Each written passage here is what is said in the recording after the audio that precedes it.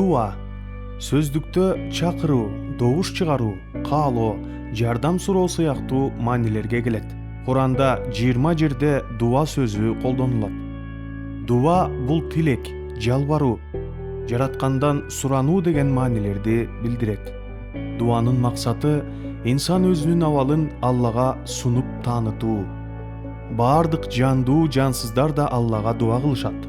Бактарактар гүлдөр бүчүр ачкан сайын ар дайым дуа кылышат. Дарыялар деңизге агып куйганда дуа кылат. Деңиздер толкуну менен дуа кылышат. Тоолор, асман да күркүрөп, чагылган чарсылдап дуа кылышат. Учкан куштардын чырылдап сайрашы да дуанын бир түрү.